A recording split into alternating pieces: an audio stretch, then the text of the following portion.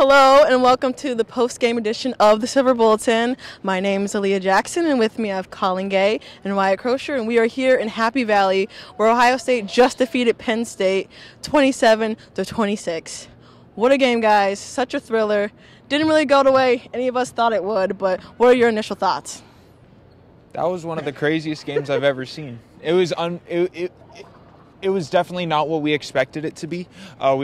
We were thinking it was the top two scoring offenses, one of the top two in the country, and then you saw, especially in the first half, just a very, very low scoring. You saw just a low scoring game. You saw these moments for Penn State where you're like the 31-yard catch by Jawan Johnson, that circus catch, and then you saw a 51-yard run by McSorley.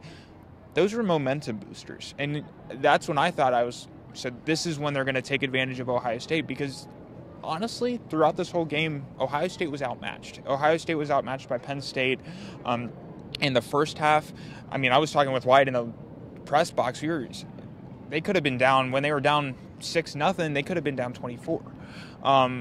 So Ohio State had a lot of things break its way. But really, this is another classic in what's been a rivalry that's budding. It's just it was an incredible game for an incredible series that these games have been under Urban Meyer and James Franklin.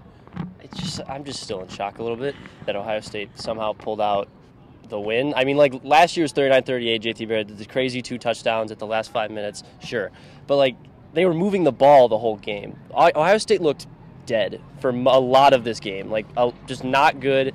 The first half was a mess for Haskins. He really didn't get anything going, and then just out of nowhere, you get that crazy Benjamin Victor play that just completely turned the tide.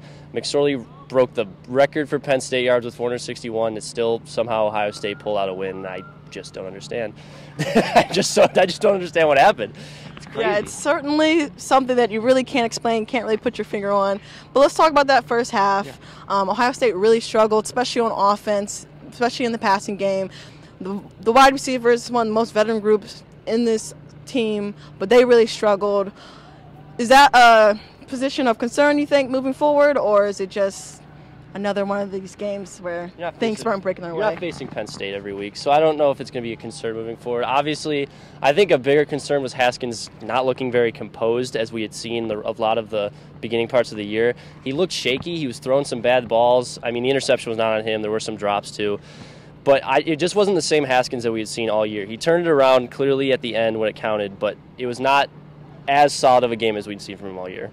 Going into this game, you saw, outside of football, a much more confident Dwayne Haskins. You saw him going off on Twitter. You saw him you feel like in his interviews, you just saw this level of confidence. It's a quiet confidence. It's not Trace McSorley confident, but it's confidence. And he was confident in this offense, and really they came out and they got beaten pretty badly in the first half. To put it lightly. Yeah, and I think it might have been almost, especially in the first half, a wake-up call for him, because he's not a redshirt senior quarterback like Trace McSorley is. He's not, and he shouldn't be that confident. He was acting that confident. And I think the Penn State defense, even though it's not one of the more well-known defenses in the nation, this is a top 10 team, and they really showed. They said, okay, Dwayne Haskins, this is why we are a top 10 team, and they showed that on the defensive side of the ball. You saw a little bit of him coming back in the second half, okay, I'm going to try and beat him on the outside. Not really his offense. It really was similar to what JT Barrett ran. So screen passes, short slants, allowing the wide receivers to get in space, something that Haskins has done in the first 3 games, but it's not that confident deep ball to Austin Mack and just letting him go off. It's that it's safe. He played it safe, and that's what brought Ohio State, I don't know how, but it got them the win, and it got them that chance to come back and win. And you saw that's the composed Haskins that Ohio State needs to see, is that short screen pass kind of passer that he was in the second half. Yeah, this game certainly showed us a different side of Dwayne that we're not used to. We definitely saw him grow up in a big game, in a loud environment. How much of this environment do you think was the reason why he struggled a little bit at the beginning of the game? Well, first of all, if you guys can get here, please. Like, it's an unbelievable atmosphere. And I mean, the press box was shaking during this game. I think the atmosphere had a lot to do with it, and I think this was a atmosphere he hadn't experienced. This was his opportunity to go into Ohio State history as a starting quarterback, and he knew that too. He kind of did it. I mean, he got the win, but like it was a struggle at first. He was able to show the comeback and all of that. He wasn't able to like solidify with the greatest performance he's ever shown at Beaver Stadium. But I think he did enough at the end to prove himself as an established starter, as this guy who can beat these opponents. Yeah, kind of what I was saying was, I mean, but he knew that would be the opportunity going into the game. Yeah. Now, whether once he stepped on the field as the established starter for this team, I mean, or coming into the game as the established starter of the team, that doesn't mean that, I mean, he saw what that really meant in leading offenses in this kind of atmosphere. And that's really, I mean, and he couldn't do it in the first half. He really couldn't, and he tried, and he couldn't.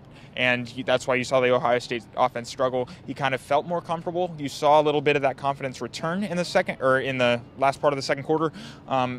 Second half, I mean, you got to give credit to the wide receivers where it's due. You saw them running in open space. That Ben Victor catch was something else. And honestly, I think one of the things that doesn't get mentioned enough, the blocking on that play was phenomenal. And you've seen that over the last 2 weeks. You didn't see... KJ Hill as well. Yeah, KJ Hill's been... I mean... The blocking on the KJ Hill. Exactly. I mean, just blocking for the wide receiver rooms has been something that's been absolutely fantastic over the last 2 weeks. And I don't remember who was on that play, but especially last week against Tulane, you saw a very, very good block from Terry McLaurin. That's something that Ohio State has done much better over the last 2 weeks, is that blocking on the outside, and that's teamwork. That's not, I mean, and that's what their unit is about, and that's what they've showed. Now, I'll kind of switch gears a little bit, and let's talk a little bit about this Penn State team. What does this loss kind of mean for them in their season? What did you really think about their team as overall? I know they surprised me. I didn't think they were able to do some of the things that they were going to do, but Trace McSorley, he came out, showed out big time, and really put the Buckeyes in a scare. Trace McSorley is an animal. If anything from this game, is Trace McSorley is fantastic. He was the only reason that they were so ahead. He was making plays left and right. Ohio State had absolutely no answer for his run game. I mean, on that, there's a questionable fourth down call. They don't go with him, and they lose the game for it. I mean, for Penn State from here on out, you just kind of got to hope. Got to hope that someone else loses at this point. Ohio State is now in the driver's seat to take the Big Ten, at least their side, until they play, assumedly, Wisconsin. But yeah, McSorley just impressed the heck out of me the entire game. I've always thought he was a great player, but just seeing him work and seeing him find these plays just to bring his team forward and forward, just an exceptional game. And I think, I mean, you said everything I was going to say, so I'll just mention this. Ohio State needs to be worried about the read option, defending running quarterbacks. They said their strategy going into this game was to use a spy, and you saw that some in the first half. I kind of got away from that. So you're seeing these run plays, especially in the fourth quarter, where you see McSorley holding the ball way too long, tucking and running, and there's wide open space in the middle of the field. If you're Urban Meyer, if you're Greg Schiano, you need to be terrified, because that was not the kind of defense that you need to expect, especially without Nick Bosa. They were not getting pressure at the first start of the game. It took them a while to get their defensive line going, and with the amount of breaks that Ohio State got, especially, I think they got lucky, and it could have easily been gotten 20. You have to come back 21, 24 points, and without the pressure from the defensive line, especially moving forward I don't know how long Nick Bosa is going to be out, but that's got to be something you've got to be worried about, especially moving forward. Well, it's certainly something to keep a lookout for. 27-26 is the score here at Penn State. For Colin and Wyatt, my name is Aaliyah. Thanks for watching another edition of the Silver Bulletin. We'll see you next time.